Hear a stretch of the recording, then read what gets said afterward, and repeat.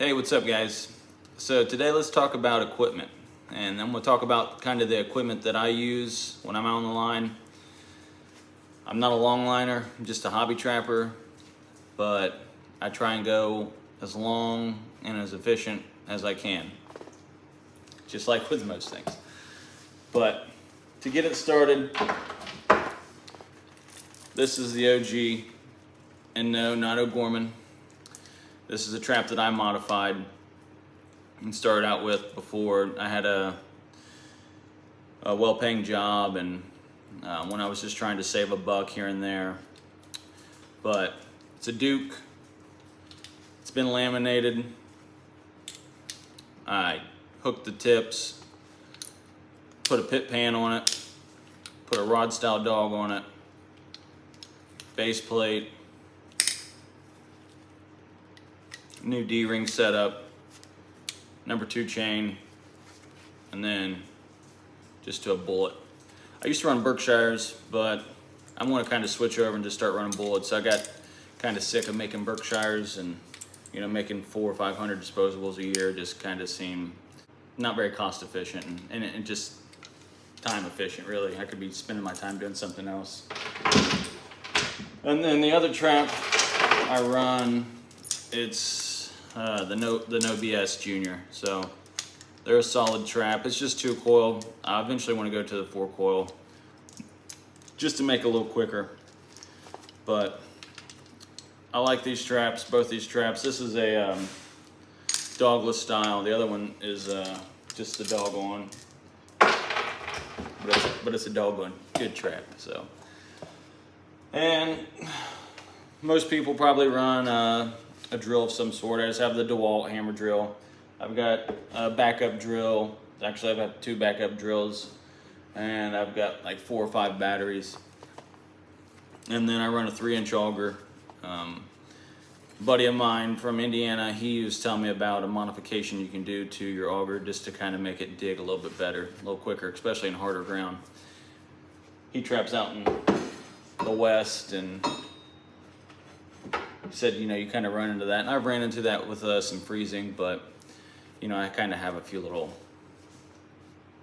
tricks up my sleeve for that kind of per se. And I run a 4-pound hammer, and I just took some flat steel, cut it with a torch, put an edge on it, went down to the mill that my family owns, and they have a welder, and just kind of did it from there. I have 2 of these that I kind of take with me, carry along with me. And then another thing that I run, it's called a lady slipper, but it's hands down the best stake driver that you can own, ever will own. It's never going to go bad. I don't know if you can tell, but the only mushrooming or the only wear that it has is right here on the edge, and a tiny chip here, and that's just from user error, from me missing and nipping the edge. But it works well. You take your super stake, and it just slides right down into it. It's got a kind of a tapered end on it. The only thing that you might have to do every once in a while is just hit this end on a grinder, but you can let it mushroom out, and it's not going to, because the circumference of this is going to be a lot greater than the circumference of that, even if it's mushroomed out. And some things that I have kind of got questioned on is, well, this is, pretty thick in diameter. Well, these 2 comparatively are the same thickness. They're the same width. So you're putting this in, and it's just making the same as if you were using any other driver. The thing I like about it is it has a nice little handle on it already. You don't have to put anything on it. You can put that right in there. And if you do kind of get jammed up, hit it a few times, knock it sideways. You can knock it sideways with your hammer, pull it out, but with these super stakes, it slides out pretty easy.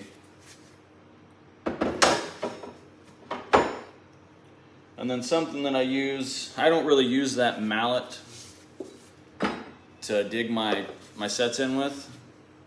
I might, you know, if I have to fine tune anything, I will use it just to fine tune, but I've gotten to where I've made so many of these sets that I kind of just have it down ballpark figure. But I use a Pulaski. I used to watch a lot of Matt Jones videos, and I would see Matt Jones using this thing all the time, and then, you know, watch some other videos with Bob Went, and I've watched some O'Gorman videos, and I've watched Zagger do his stuff, and you know, all those guys are doing things effectively and efficiently, and getting stuff put in quick. And so about 2 or 3 years ago, I went to the Pulaski, and I'll probably never look back. It's a lot more effective. I think it's better on your joints overall, especially if you're thinking about longevity. You know, but with the fur market, who knows if anyone's going to be trapping.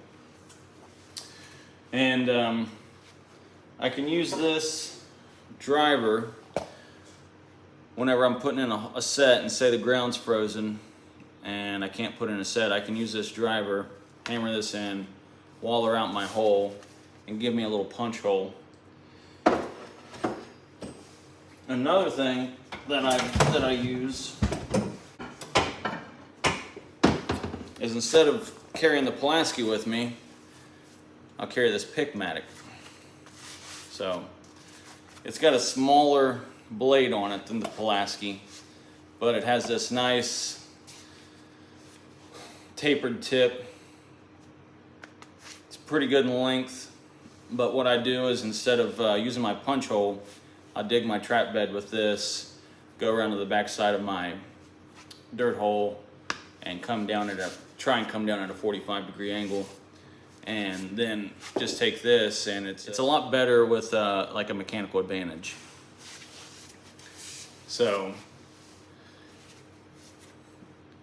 this is a lot better with the mechanical advantage when you put it into the ground, instead of using your driver to try and hit it around and move it, and, you know, using all these auxiliary muscles, and you can just kind of ream that hole out with that matic. And that's pretty much all I use. I don't use a sifter. I use peat moss, I use dry dirt, and then if I can, I'll use the dirt at the set if it's dry. I don't use waxed dirt. I don't use buckwheat hulls. Nothing like that. I don't use a pan cover. I don't use wax paper. I don't use a coffee filter. I don't use a plastic bag or screen. Not that I have anything against them. That's just not my style. So the guys that do that, good on you. I'm not trying to convince anyone otherwise. I'm just telling you that's not what I do. What I do is I'm trying to be as simple and as effective as possible. And like I said, when I'm going to, you know, finish up my set and put the bait and the urine in the hole, it's bait down deep, and I ream it around the hole, and then shot of urine down into the hole. And you know, that's really all I use. And I make a trench set, and I don't vary from it. It's a trench set and go, 2 or 3 trench sets and go, and it worked well for me last year. I hope it works well this year. I believe it will. Young of the year coyotes aren't too difficult to catch. It's, you know, not rocket science. You're just going out and trapping, putting a hole, and finding where they're at, and setting the trap, and you should produce after that. I'm not going to say you always will, but I think the more you get out, the more you practice, the more you get a little bit more familiar with trapping and making your sets, the easier it's going to be for you. At least that's kind of how it's been for me. I do a lot of reading though, and I do watch a lot of videos, and I watch a lot of demos, and I try and take things away from demos that are educational, and I just try and build on my own portfolio of trapping. And hey man, it hasn't failed me yet. I haven't taken any instruction, and you know, I've caught a few coyotes here in Ohio. So I've got a bunch of dirt that's already made up, dried out. Got a bunch of peat moss. I've got more peat moss outside in my lean-to, and just excited. I'm just excited for this year. I love trapping. I love the adventure. I love the chase. I love the challenges it presents, the interactions with other people, especially at trapping conventions, and you know, talking to landowners. And a guy was at my cookout and said, man, that, you know, I saw something where you just picked up 30 plus properties. He's like, that's not easy to do. And the thing is I drove to a lot of places, and you know, some people didn't answer the door, some people did, some people, you know, said get back to me. Well, I wait a week and I drive back and I ask them again. And I think them seeing the persistence and seeing that I'm not, you know, not messing around and taking this serious is getting me my foot in the door in a lot of places. And I don't dress like this. I don't wear a hat. I don't wear this kind of shirt. I don't, you know, I've got work jeans on and old shoes. I wear a button up. I wear blue jeans. I wear nice boots or cowboy boots, a belt with my shirt tucked in. I've got tattoos all down my arm, and you know, I don't want them to see that and that be their perception, and that kind of take away from what I could possibly be getting, because they might be a little old-timey. I will say that a lot of the Mennonite and Amish community have really been very welcoming. I think that they are closer to earth than most, and it's been eye-opening, especially with the new properties that I got, because there's a lot of livestock. There's a lot of feedlots, dairies. So anything I can do to increase my percentages, decrease the waste of time that I'm going to other properties, and although I might be increasing my mileage, it's not all about money to me. Maybe eventually it will be about money. I do some trapping on deer leases, and I have had talks with the property owners increasing the deer lease to then eventually pay me to come in and manage the property in breeding season, so January, February. And I think that might be a good avenue to get into, especially with the fur market going down, especially if you're wanting to chase coyotes or canine or predators, what have you. I have talked to several, and I should say several property owners, and they all seemed very open to the idea, to the, you know, all they have to do is increase their lease for X amount, whatever we decide on for those few weeks that I'm in there. I go in there, take my vacation. Not only am I fur trapping, but I'm also getting paid to do that. So I won't go over any of the numbers that I've talked to them about or hinted around about with them, because you know, that's on you guys to figure out. And you know, if someone wanted to talk to me privately at a state meet or a national or just any convention, I would be open to tell you, but I won't. I just don't feel comfortable enough doing that, and then it could possibly affect someone else and what they charge, or maybe they're not charging enough, and you know, then they're kicking themselves in the teeth. So, or maybe I'm not charging enough, and then someone would comment and I would be kicking myself in the teeth. So I just think that it's just best to keep it kind of on the down low, especially for now. But if someone wanted to talk to me kind of in private somewhere, but I'm not going to DM it, I'm not going to private message it, text message. I'm not going to do that. Don't email me. It's not that I don't want to tell you, it's just I don't want it to be out there forever, potentially.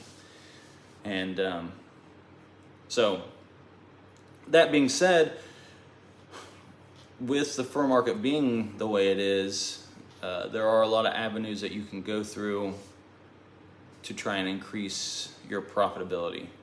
And some of that is just finding a market, whether it be taxidermy, whether that being oddities, whether that being you're selling to, you're tanning them yourself, or you're having your buddy tan them, and you're selling them locally at some mom and pop shops, or they're letting you put them up in their shop for, say, a markup of 20%.